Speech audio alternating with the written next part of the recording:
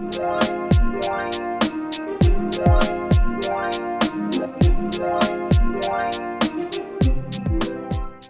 up, everybody? It's Kelsee Briana J. Welcome to Kelsee Vlogmas if you are watching this video in December. Today we're going to be talking about some new products from Natasha Denona.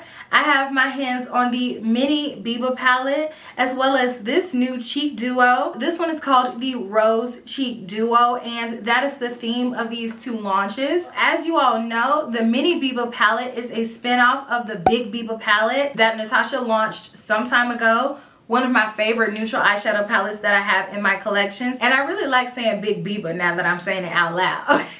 So I'm excited to dive into the mini Biba palette, which is a neutral palette, but this one has more neutral rosy undertones. So I'll do a look and show you guys what that looks like. And then we have the Rose Cheek Duo, and I have it on my cheeks right now. So I'm going to be playing with both of these products. Let's go ahead and jump into the video. I'm going to do a demonstration using both of these products, and then at the end, I'll give you guys my final thoughts and do some comparisons. So let me know your thoughts on everything down in the comment section, and I hope that you all enjoy.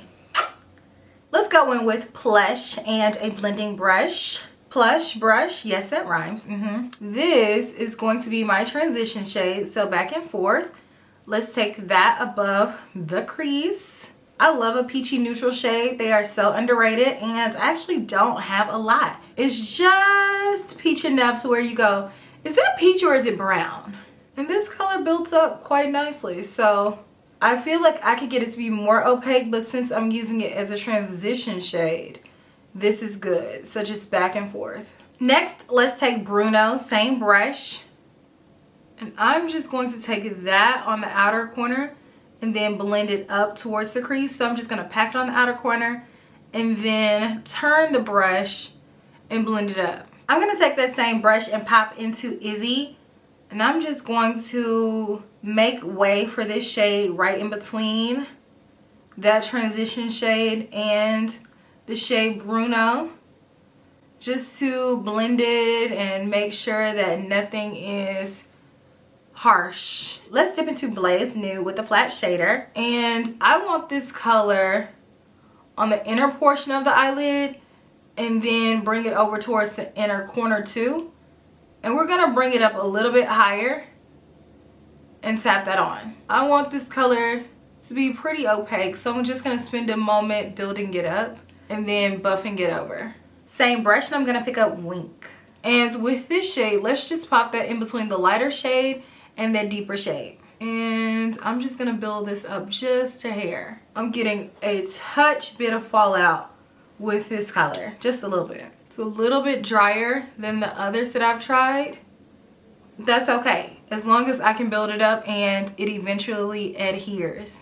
I want to take a really small smudger brush and smudge just a little bit of Bruno right up against my lash line. And this is going to serve as my eyeliner today.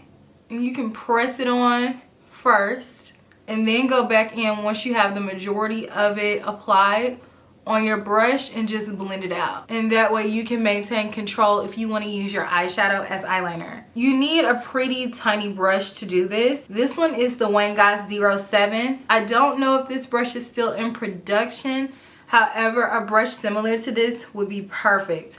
But that's what I'm doing. I'm gonna go ahead and do the other side and then add liner and lashes, and I'll be back and we can do the lower lash line. I wiped off my 07 brush, Blaze Nude. I'm going to pop that on the lower inner corner and then bring it over. And then on the rest of the lower lash line, I'm gonna go in with Izzy, same brush. And just take that all the way across.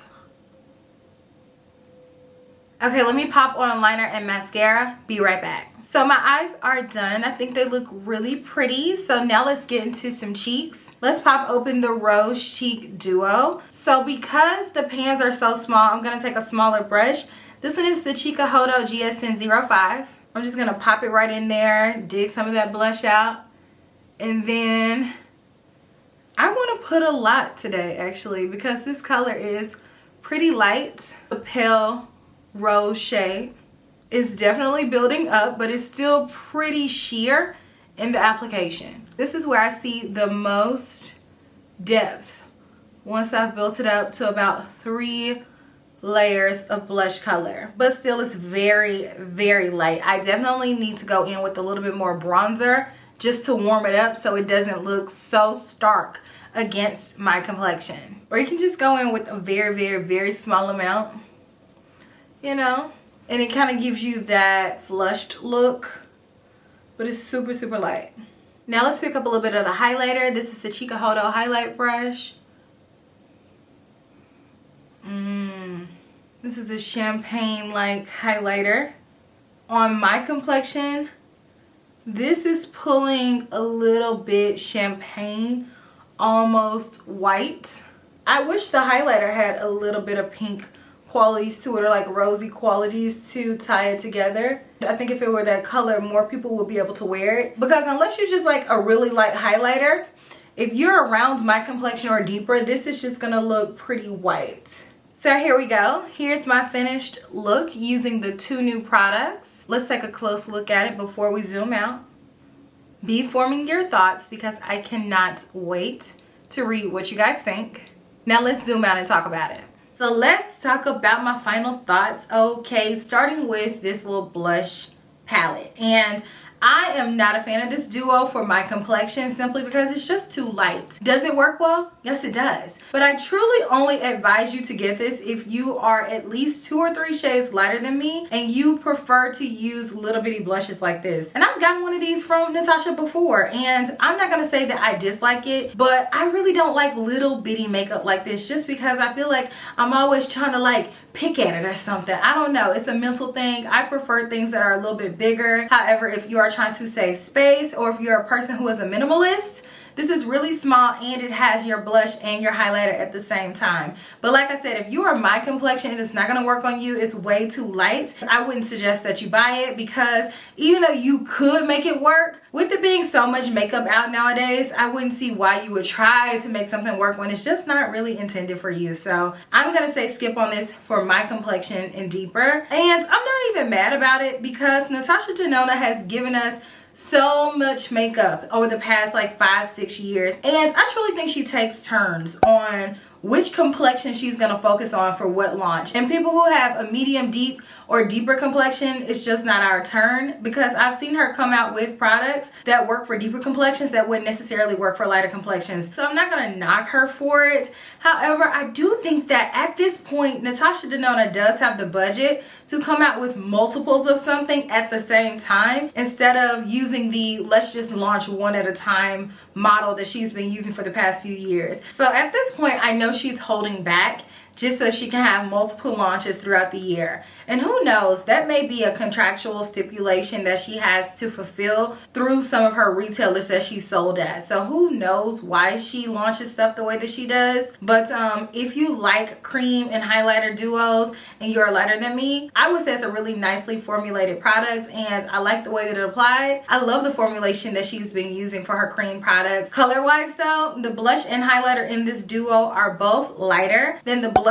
and highlighter in her light glam face and eye palettes. I thought that was light, and this duo, both of them, are lighter than that. Palette wise, she killed it. I love her little mini neutral eyeshadow palettes, and I think she does these so much better than her mini colorful eyeshadow palettes. No matter which one you name, the performance is superior, and I prefer them all in all. And this one was really nice, especially the creamy matte shades. I was very impressed by how blendable and how opaque they were. Her shimmery eyeshadows were nice too, but I did find the shade on the end, Wink, to be a little bit drier, and the opacity took a minute to build it up. But 4 out of 5 of the eyeshadows were just super creamy, very easy to work with, and I liked how I didn't have to pack on too much and I didn't get any fallout. I would just say that if you're going to be using this shade, I would go in with this shade first before I do any complexion products, as to not have to clean up a bunch of fallout afterwards, because this shade, in my opinion, is fallout prone. But this is a cute little palette to have to throw on a day-to-day basis or for travel purposes. This one is a nice one because it has everything that you need here to do a smoky eye. You can do an everyday look. You can throw this color all across the lid and have a really nice wash of shimmer. You can have these two shades just on the lid and have that really pretty matte moment. So I would say that there are several different things you can do with this palette, and I love the versatility of it. I am here for this color story. I think that it is really beautiful.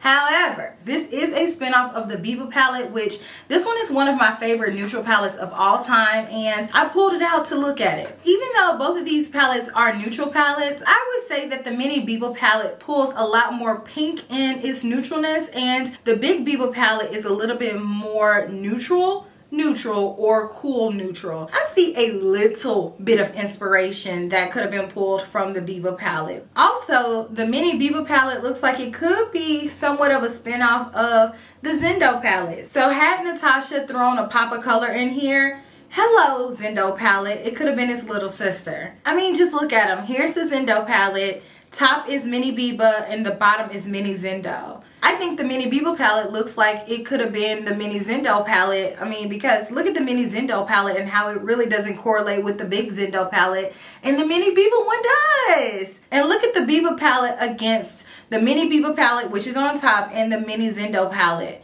I mean, just looking at them, I think that the mini Zendo palette and the mini Biba palette should have switched places. That's just my personal opinion. And that way they would correlate with the bigger palettes more if that's what you're going for. Which I assume it is because they were named after these bigger palettes. So to me it doesn't really match up. However, they're in the same family because they're neutrals. And the Biba palette does have a mixture of warm and cool tone neutrals in addition to neutrals. All in all, I like the palette. I think it did a really nice job.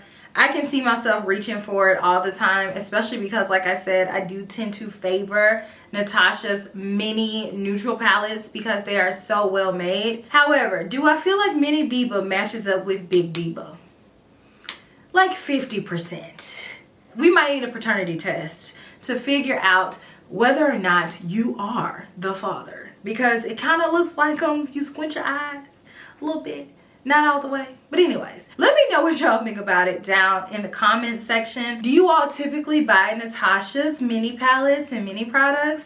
Let me know. If you are enjoying Kelsee Vlogmas, make sure you give this video a thumbs up and subscribe, okay? Subscribe and hit that bell to become a Kel Bell, and I will check you all in my very next video, which will be super soon. Smooches. Bye.